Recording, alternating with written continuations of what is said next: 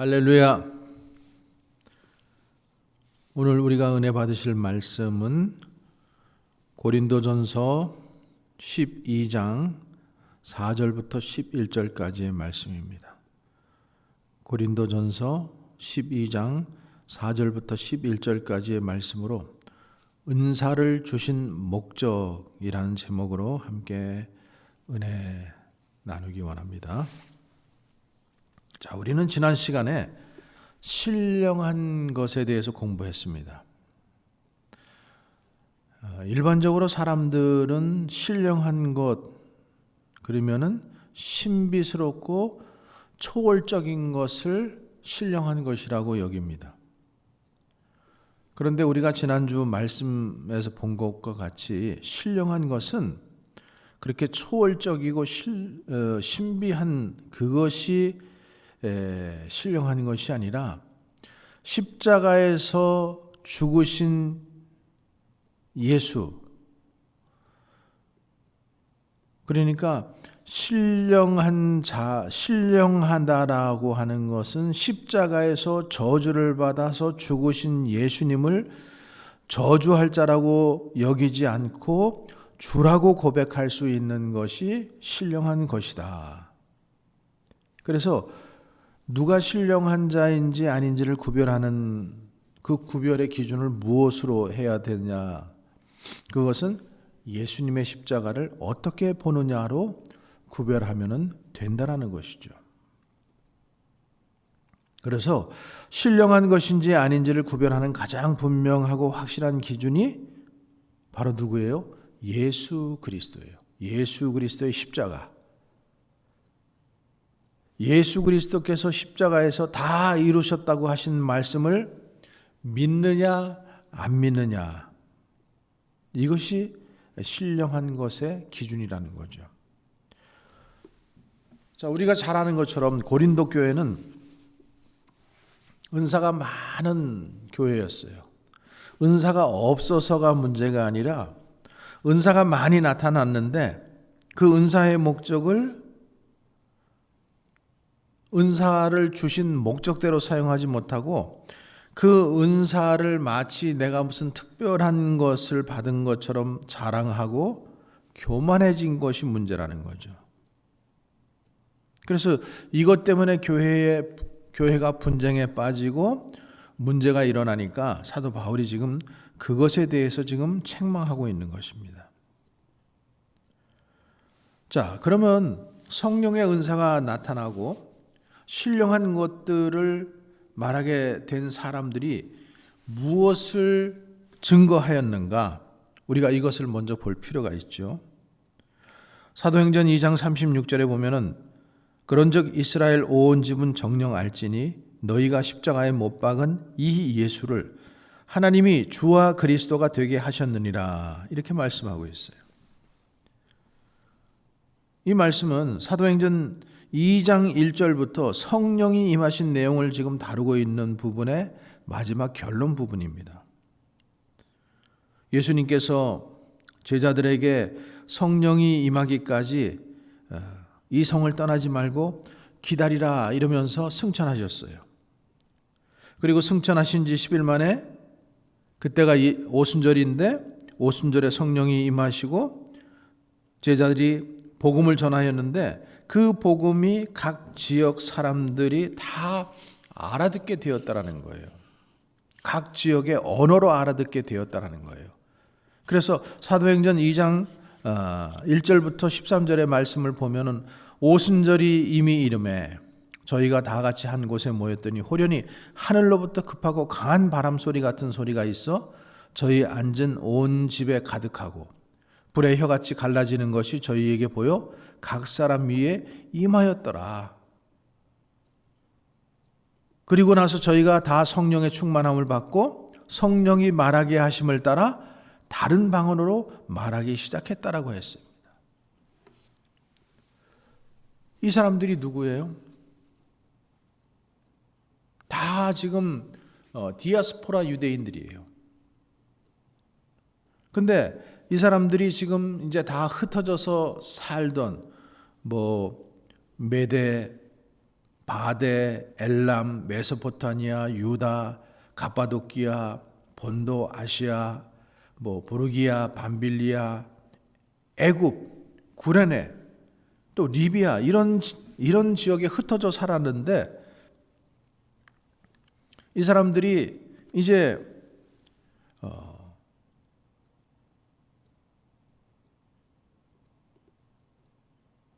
다 지금 자기가 살고 있는 곳에 방언으로 말하는 것을 지금 듣게 된 거예요. 이 사건이 지금 큰 사건인 거예요. 그래서 그들이 다 놀랐어요. 다 놀라서 가로되 이 어찌 일이냐 하면서 어떤 이들은 조롱하고 또 어떤 사람들은 저들이 세술에 취했다 이렇게 얘기했습니다. 그래서 이 말씀을 보면 각 지역의 언어로 알아듣게 된 그 내용이 하나님의 큰 일이라는 거죠. 그러니까 여기서 하나님의 큰 일이라는 게 결국 무엇인가? 십자가에 예수님이 주가 되시고 그리스도가 되셨다라는 거예요. 예수님께서 주와 그리스도가 되셔서 지금 보고 듣는 이 성령을 부어주셨다라는 거예요. 그러면서 그 사실을 요엘서와 시편을 인용해서 말하는 거예요. 그러니까 이들이 성령이 임하게 되니까 구약의 말씀들을 연결해서 이제 제대로 보게 된 것이죠. 구약의 선지자들이 누구를 증거하는 것이고, 그렇게 예언한 것들이 무엇이고, 그런 것들을 이제 깨닫게 된 거예요. 그래서 요엘서의 말씀, 말세에 성령을 부어주시리라. 이 말씀이 이제 성취되는구나. 그 성령을 보내주시기 위해서 주가 오셔야 했고, 고난을 받으셔야 했고, 십자가의 죽임을 당하셔야 하셨고, 부활하셔서 하늘에 오르셔야 했던 그 일을 그들이 이제 깨달은 거예요. 그리고 그 일의 증인들이 되어서 그들이 복음을 전파하기 시작한 거죠. 그래서 사도행전 2장 32절에 뭐라 그래요? 이 예수를 하나님이 살리신지라 우리가 다 그 일의 증인이로다. 그리고 그 다음 33절에 보면 하나님이 오른손으로 예수를 높이시매 그가 약속하신 성령을 아버지께 받아서 너희 보고 듣는 이것을 부어주셨느니라. 지금 하나님의 오른손이라는 말씀이 여기 나오죠. 구약에서 하나님께서 이스라엘을 구원하실 때 무엇으로 구원하셨어요? 하나님의 오른손으로. 출애굽기 15장 6절에 보면은 여호와여 주의 오른손이 권능으로 영광을 나타내시리이다. 여호와여 주의 오른손이 원수를 부수시나이다. 이렇게 고백하고 있어요. 이스라엘을 애굽에서 구원하여 내실 때에도 애굽을 치시고 홍해를 가르신 손이 바로 여호와의 오른손이라는 거죠. 여호와 하나님의 그 오른손이 십자가를 지시면서 하나님의 의를 다 이루신 사건, 그것이 예수님을 높이는 것이고 예수님을 하나님 보좌 우편에 앉히신 거예요.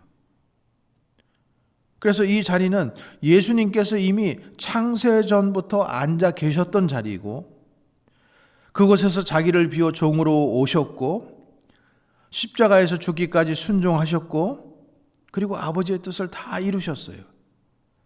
그랬더니 하나님께서 예수님을 다시 살리시고 승천하게 하시고 하나님 보좌 오른편에 앉히셨다라는 거죠.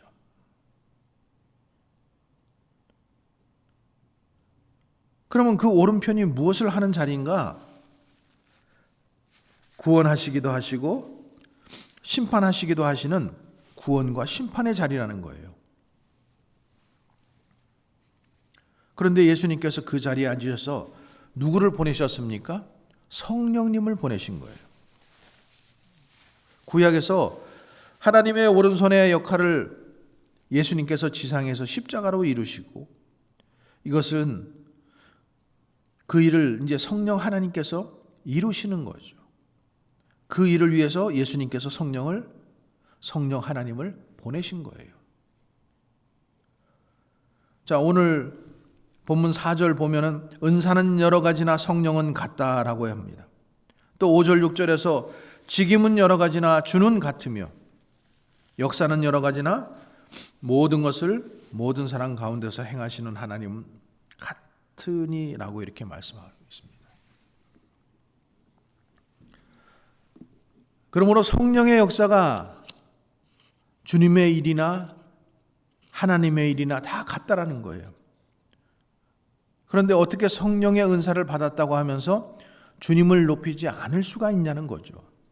어떻게 자기를 내세우고 자기를 자랑할 수 있느냐는 거죠. 그러므로 성령의 은사를 주신 것은 유익하게 하려 함이라. 7절 말씀, 각 사람에게 성령의 나타내심을 주심은 유익하게 하려 하심이라. 자, 무엇을 위한 유익이라는 거예요? 각 사람에게 성령의 은사를 주신 것은 그리스도의 몸의 유익을 위해서라는 거죠. 그러므로 성령 하나님께서 주신 은사를 어떤 개인이 특권처럼 사용해서는 안 되는 것입니다. 성령의 은사를 개인이 마치 자기의 어떤 개인의 유익을 구하는 도구로 사용해서도 안 된다는 거죠.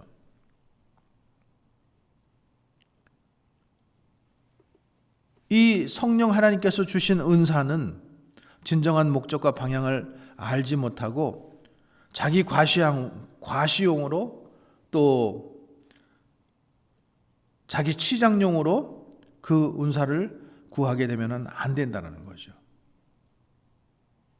그렇게 하면은 그 은사를 주신 분 뜻대로 사용하는 것이 아니다라는 거예요.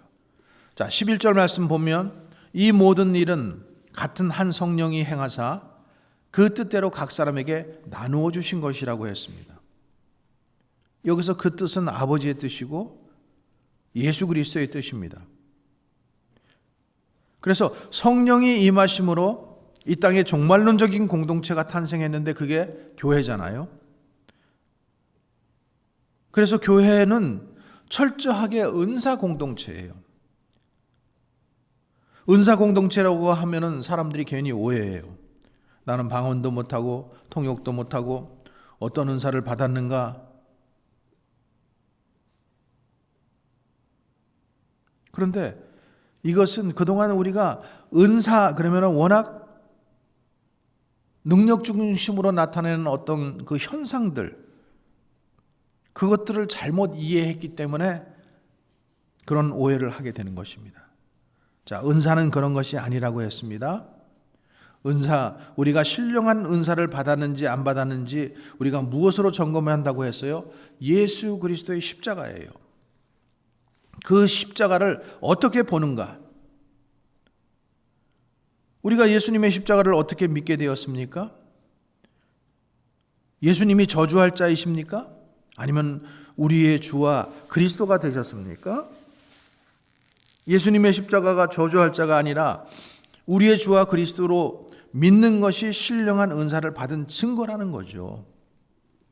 십자가에 못 박히신 예수님이 주와 그리스도가 되셨다라는 것을 증거하기 위하여 성령이 임하신 것이라는 것입니다.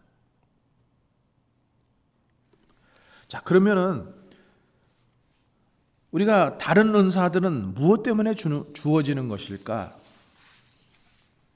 예수님이 주와 그리스도가 되심을 믿는 자들을 유익하게 하기 위해서 주셨다라는 거예요. 그 말은 뭐예요? 곧 성도들을 위해서 주셨다라는 거고 성도의 유익을 위해서 주셨다라는 거예요. 그 유익이 무엇인가 하면은 은사를 통해서 계시가 분명하게 보여지는 거예요.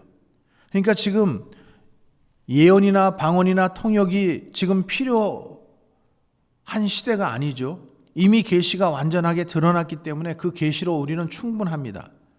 8절 말씀에 보면은 어떤 이에게는 성령으로 말미암아 지혜의 말씀을, 어떤 이에게는 같은 성령을 따라 지식의 말씀이라고 이렇게 말씀하고 있어요.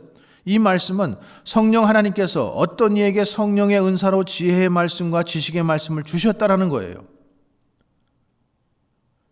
근데 이 서신이 쓰여질 때는 아직도 계시가 완성되지 않았어요. 지혜와 지식의 말씀을 더 하는 것이었어요. 그래서 그 결과 복음서가 기록됐고 서신서가 기록됐고 요한계시록이 기록된 거예요. 성령이 임하여 기록된 것이지 그 이전에는 기록되지 않았던 것이에요. 이것이 성령의 은사로 된 것입니다. 복음서와 서신서와 요한계시록으로 계시가 완성된 거예요. 그래서 더 이상 성경을 빼거나 더할 필요가 없어요.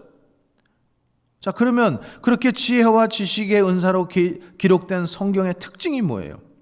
통일성이라는 거예요. 통일성. 십자가에 못 박힌 예수님이 주와 그리스도가 되신다라는 것. 이것이 은사의 목적입니다. 그런데 지금도 직통계시를 받는다는 사람들이 자기가 받은 것이 하나님의 지혜와 지식이라고 말하는 자들이 있다라는 거예요. 그렇다면은 성경은 계속해서 늘어나야 되겠죠.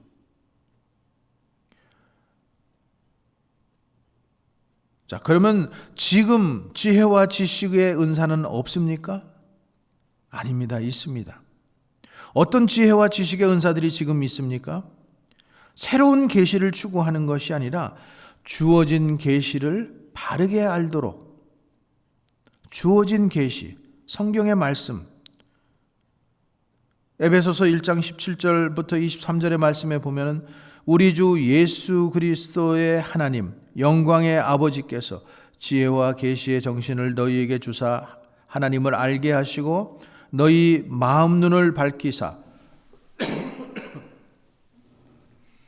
그의 부르심의 소망이 무엇이며 성도 안에서 그 기업의 영광이 풍성이 무엇이며 그의 힘이 강력으로 역사하심을 따라 믿는 우리에게 베푸신 능력의 지극히 크심이 어떤 것을 너희로 알게 하시기를 구하노라. 그래서 이 지혜와 계시의 영이 임하면은 무엇을 알게 되는 것인가 하면은 하나님을 알고 성도의 소망과 기업의 영광의 풍성함과 그 힘의 강력한 역사를 따라 믿는 우리에게 베푸신 능력이 지극히 크심을 알게 된다라는 거예요. 그리고 그 능력이 그리스도 안에서 역사하사 죽은 자들 가운데서 살리시고 하늘에서 자기의 오른편에 앉히신 그것을 믿게 된다라는 거죠. 그 오른편에서 모든 권세를 다 행하시는 거예요. 그리고 그분이 교회의 머리가 되시는 거예요. 교회는 그의 몸입니다. 만물 안에서 만물을 충만케 하시는 자의 충만입니다. 이런 신령한 것을 알게 하기 위해서 지혜와 계시의 정신을 주셨다는 거예요.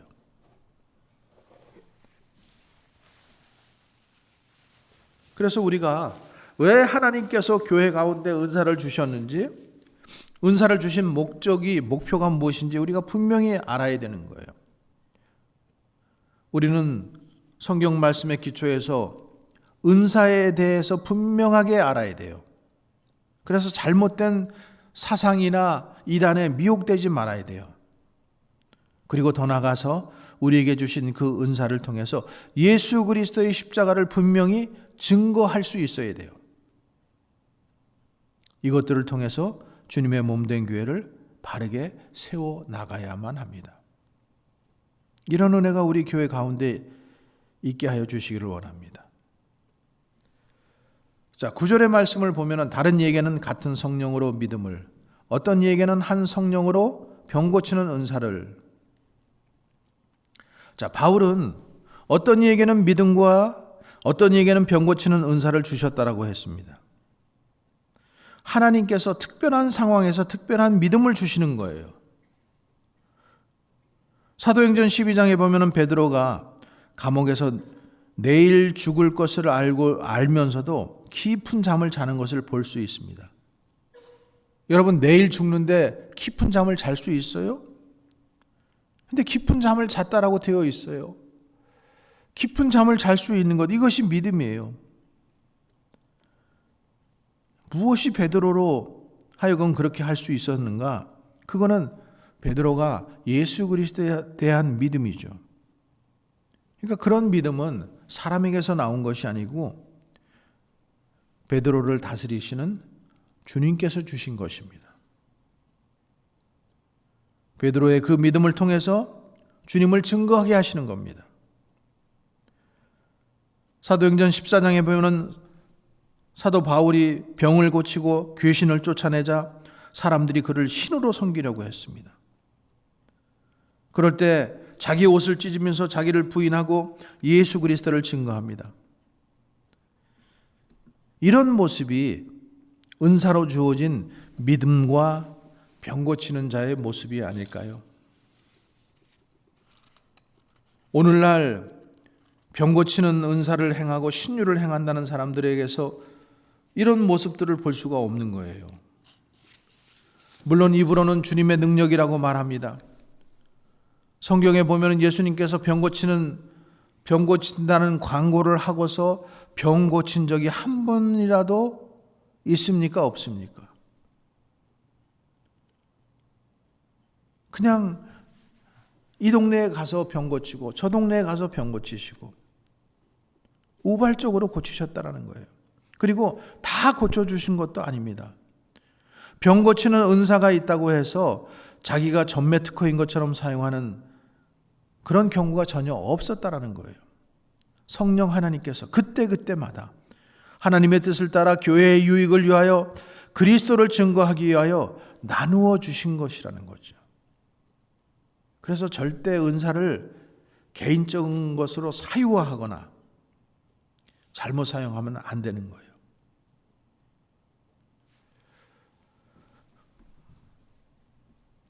(10절) (11절) 말씀 함께 읽습니다. 어떤 이에게는 능력 행함을, 어떤 이에게는 예언함을, 어떤 이에게는 영들 분별함을, 다른 이에게는 각종 방언 말함을, 어떤 이에게는 방언들 통역함을 주시나니 이 모든 일은 같은 한 성령이 행하사 그 뜻대로 각 사람에게 나누어 주시느니라. 자, 은사를 주신 목적, 성도를 유익하게 하기 위하여. 그럼 어떻게 하는 것이 성도가 유익한 것입니까? 예수 그리스도 안에서 주어진 하늘의 신령한 복들이 무엇인지를 알고 그것을 감사하고 사모하며 누리는 것. 이것이 성도의 유익이죠. 내가 개인이 능력받고 높아지고 특별한 사람이 되기 위해서 은사를 받는 게 아니라는 거죠. 교회의 유익을 위해서, 그리스도의 몸의 유익을 위해서 주님께서 은사를 우리에게 주신 것입니다. 그러므로 성령이 임하여 예수 그리스도를 믿는 사람들은 모두 다 은사가 있습니다. 은사를 받은 사람이라는 거예요. 예수님께서 십자가로 승리하시고 승천하시면서 은사를 선물로 주셨어요.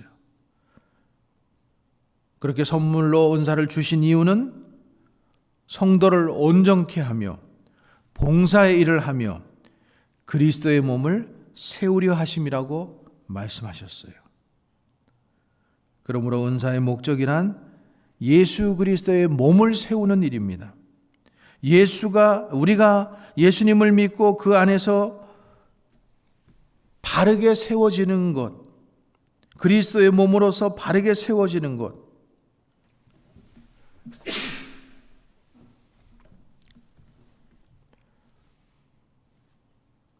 그러므로 은사의 목적은 예수님을 바르게 믿는 거예요.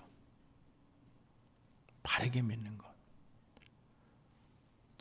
은사는 내 자랑하기 위해서 받은 것이 아니고 성도를 온전케 하고 봉사의 일을 하고 그리스도의 몸을 세우게 하려 하심이라는 것을 꼭 기억하시고, 성령 하나님께서 우리에게 은혜를 주셔서 우리로 하여금 주님께서 주신 은사의 목적을 바르게 깨닫고, 그리고 바르게 사용하고, 그리고 주님의 몸된 교회를 잘 세워나가는 우리 모두가 되기를 주님의 이름으로 간절히 축원합니다. 기도하겠습니다. 지금은 우리 구주 예수 그리스도의 은혜와 하나님의 크신 사랑과 성령님의 내주 교통 역사하시는 은혜가 오늘 은사를 주신 목적을 바르게 이해하고 성도를 섬기고 주님의 몸된 교회를 섬기고 봉사하고 더 바르게 세워나가기 위해서 우리에게 주신 은사를 사용하기를 원하는, 또 그리스도의 진리를 바르게 깨달아서 그 말씀 뜻대로 살아가기를 원하는 주의 모든 성도들 위해 이제로부터 영원토록 함께 하시기를 간절히 축원하옵나이다. 아멘.